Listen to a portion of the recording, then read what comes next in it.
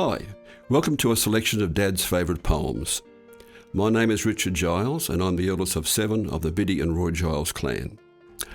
Whilst our dad passed away in 2000 and our mum in 2001, we still feel their presence around us, which is lovely.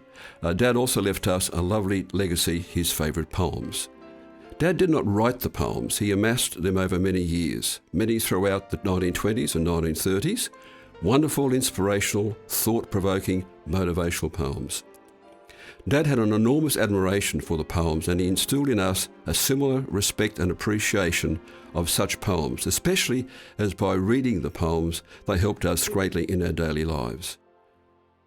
So all set to go, and I hope you enjoyed the journey with me and a selection of Dad's favourite poems. Oh, thanks Dad, and by the way, thank you too Mum.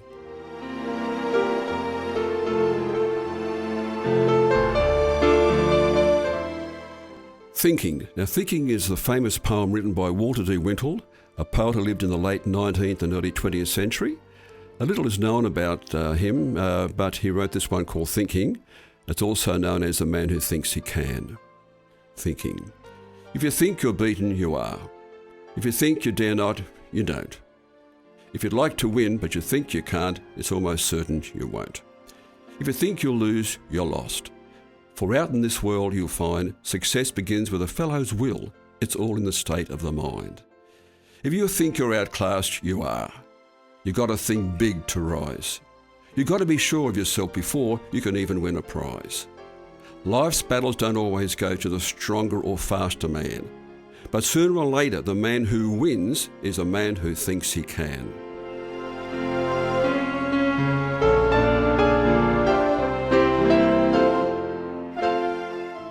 Road to success. If you sing a song as you go along, you'll make a path through the largest throng. A smile will open the strongest door, a happy song wins a great encore. Keep your purpose clear and your spirit bright, and the road to success is yours today.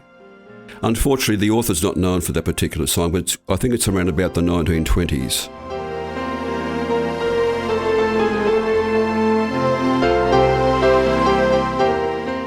This one's called Tomorrow. Now, all we know is we found in the Lake Union Herald way back in 1925, their poem was listed by a person, Grace Lucas Thompson, published on the 10th of June 1925. That's all we know about this particular person. Tomorrow. Tomorrow may be dark and forbidding, our hearts may be full of despair. But tomorrow the hope that was waning will prompt us to do and dare. Today we may feel that life's sorrows outweighs all the joys we crave, but tomorrow will teach us the lesson that life is worthwhile to the brave. Faint heart is forerunner of sadness, despondency robs us of health. The man who is chock full of gladness is the one who makes most of life's wealth. Today may be all that is mournful, our paths cannot always be bright. Tomorrow the sun will be brighter, tomorrow the skies will be fair. Tomorrow our hearts will be lighter, we'll cast aside sorrow and care. Remember, when heart's sick and weary, the sunshine comes after the rain. Tomorrow is fine to be cheery, tomorrow we take hope again.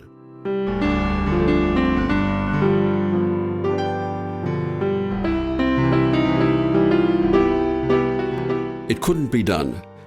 It Couldn't Be Done was written by Edgar Albert Guest, 1881 to 1959. He was a prolific English-born American poet who was popular in the first half of the 20th century and became known as the People's Poet. Somebody said it couldn't be done, but he with a chuckle replied that maybe it couldn't, but he would be one who wouldn't say so till he tried. So he buckled right in with a trace of a grin. If he worried, he hid it. But he started to sing as he tackled the thing that couldn't be done, and he did it. Somebody scoffed, "Oh, you'll never do it. At least no one ever has done it." But he took off his coat and he took off his hat, and the first thing he knew, he'd begun it. With a lift of his chin and a bit of a grin, without any doubting or credit, he started to sing as he tackled the thing that couldn't be done, and he did it. The word quit it, by the way, is just another word for quit. So the last part is that he started to sing as he tackled the thing that couldn't be done, and he did it.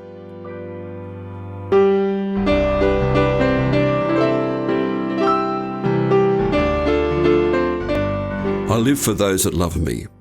This is written by George Linnaeus Banks, 1821 to 1881. That's all we have on it, basically. Dad only had the one verse, but I've also found another verse as well, so I'm going to use both. So here we go. I live for those that love me, for those I know are true. For the heavenly skies above me that await my spirit too. For all the ties that bind me, the bright hopes left behind me, the task by God has assigned me, and the good that I can do. And the extra verse goes, I live for those who love me, whose hearts are kind and true. For heaven that smiles above me and wants my spirit too. For the cause that lacks assistance, for the wrong that needs resistance, for the future in the distance, and the good that I can do.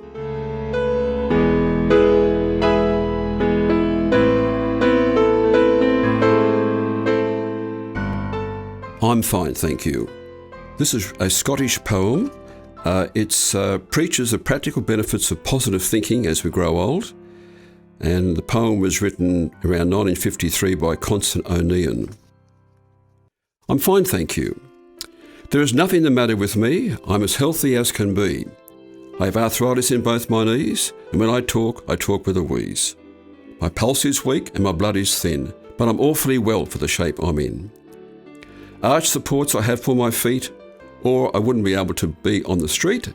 Sleep is denied me night after night, but every morning I find I'm all right.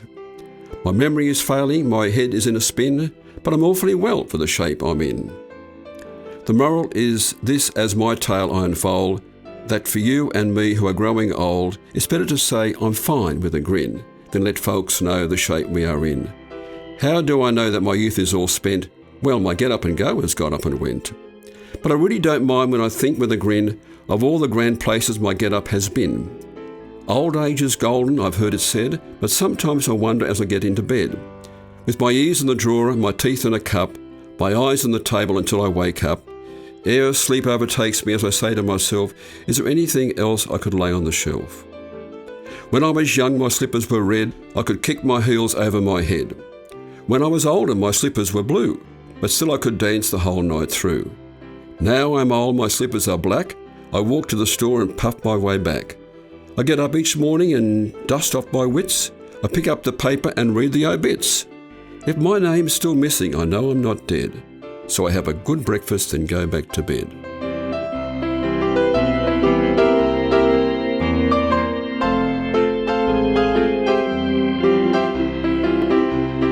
Life's Mirror. Life's Mirror was written by Matthew Bridge, born in 1800 and died in 1894. There are loyal hearts, there are spirits brave. There are souls that are pure and true. Then give to the world the best that you have, and the best will come back to you. Give love, and love to your heart will flow, and strength for your utmost need. Have faith, and a score of hearts will show their faith in your word and deed. Give truth, and your gift will be paid in kind, and honour will honour meet. And a smile that is sweet will surely find a smile that is just as sweet. For life is the mirror of king and slave. 'Tis just what you are and do.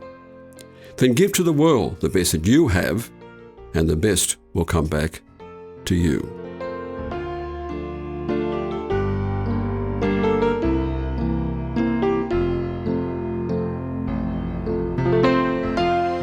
A House by the Side of the Road. This was written by Sam Walter Foss, 1858 to 1911. There are hermit souls that live withdrawn in a place of their self-content. There are souls like stars that dwell apart in a fellowless firmament. There are pioneer souls that blaze the paths where the highways never can. But let me live in a house by the side of the road and be a friend of man. Let me live in a house by the side of the road where the race of men go by. The men who are good, the men who are bad, as good or as bad as I. I would not sit in a scorner's seat or hurl the cynic's ban. Let me live in a house by the side of the road and be a friend of man. I see from my house by the side of the road, by the side of the highway of life, the men who press on with the ardour of hope, the men who are faint with the strife. But I turn not away from their smiles or their tears, each part of an infinite plan. Let me live in my house by the side of the road and be a friend of man. I know there are brook-laden meadows ahead and mountains of wearious height, that the road passes on through the long afternoon and stretches away to the night. But still I rejoice when the travellers rejoice and weep with the strangers that moan, nor live in my house by the side of the road like a man who dwells alone. Let me live in my house by the side of the road where the race of men go by. There are good, there are bad, they are weak, they are strong, wise, foolish, and so am I. Then why should I sit in the scorner's seat or hurl the cynic's ban? Let me live in the house by the side of the road and be a friend of man.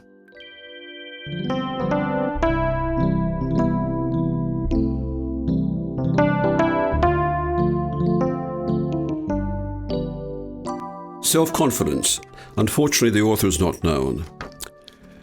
I know a man who hunts for snakes and kills them for the grease. He says, "'Twill cure rheumatic aches and make your anguish cease." The doctors say that serpent's oil no sort of virtue owns. It will not cure the pains that coil around your joints and bones. But this old gun who kills the snakes, he's never had a doubt. He says all other cures are fakes when reptiles oil's about. He is so everlasting sure that what he says is true that even skeptics buy his cure to see what it will do. And so it keeps him toiling hard, the keen demand to meet. He has bought with bull steak lard a home on Easy Street. When you believe in what you sell, have faith in what you say, on that same avenue you'll dwell upon some future day. When one is not supremely sure that what he has for sale makes all competitors look poor, his eloquence will fail. A man can sell me setting hens or swarms of bumblebees, or double-action fountain pens, or cure for housemaids' knees. When he's convinced that what he sells beats everything around, that sort of salesman's wearing bells wherever he is found.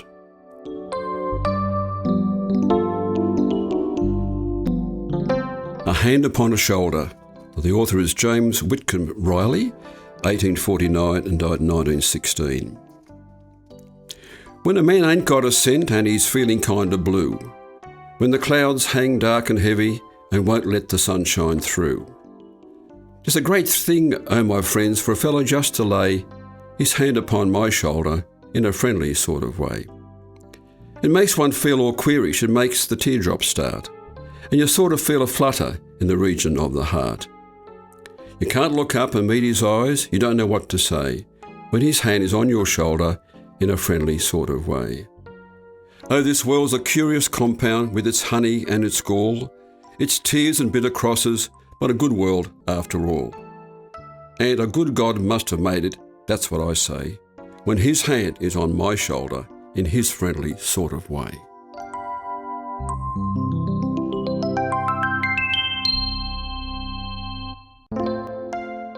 The little things.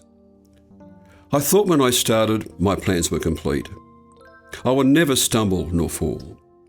But I let myself fail in the littler things and can't face the big things at all. Where lost I the zest for the work I began? What stayed me and turned me aside? 'Twas when I neglected the littler things, my forcefulness wavered and died. But all I can do is start over again, determined to carry it through. And when I have conquered the littler things, I'll have conquered the big things too. The little things I take as being mindful of others, good manners, looking after oneself health-wise, respecting others, working hard, saving your dollars, all those little things, all when they're individually, but when they're put together, it can make a difference to your life.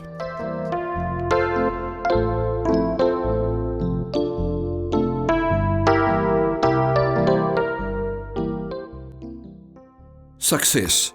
The author is C.C. Cameron, and unfortunately that's all we have on the author. Success. Genius, the power which dazzles mortal eyes, is oft but perseverance in disguise. Continued effort of itself implies, in spite of countless falls, the power to rise.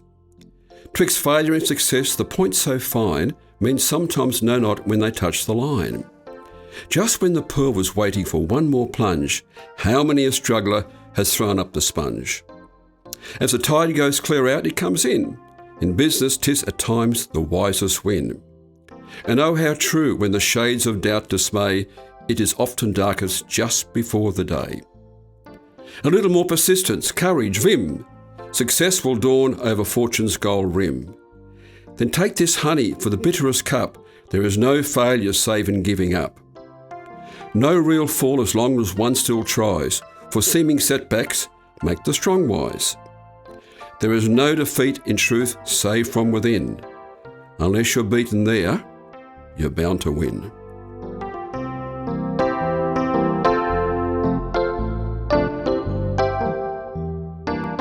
The Quitter. The author was Robert W. Service, 1874 to 1958. He was a newspaper correspondent for the Toronto Star during the Balkan Wars of 1912-1913 and served as an ambulance driver and correspondent during World War I. The Quitter.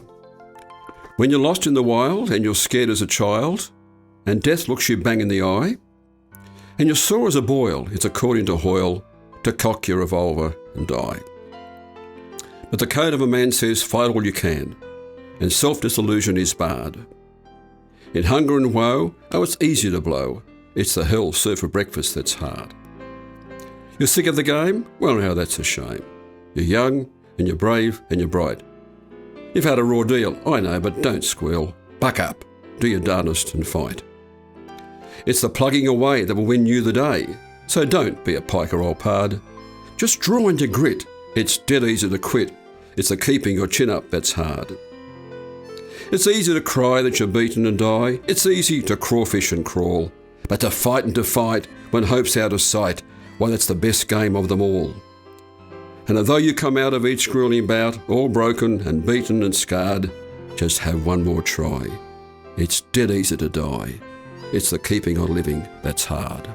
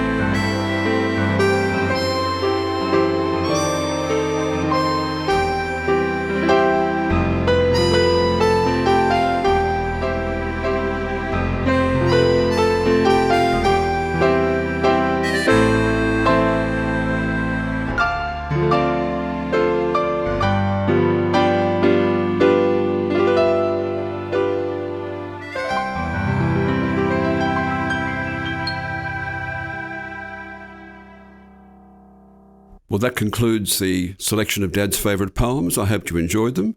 And the background music was actually myself playing piano. We did OCD years ago for Rotary, and we thought we'd use that as the background music as well. So I hope you enjoyed the music. Special thanks to Daryl, who's put it all together for me. Very much appreciated. Thank you, Daryl.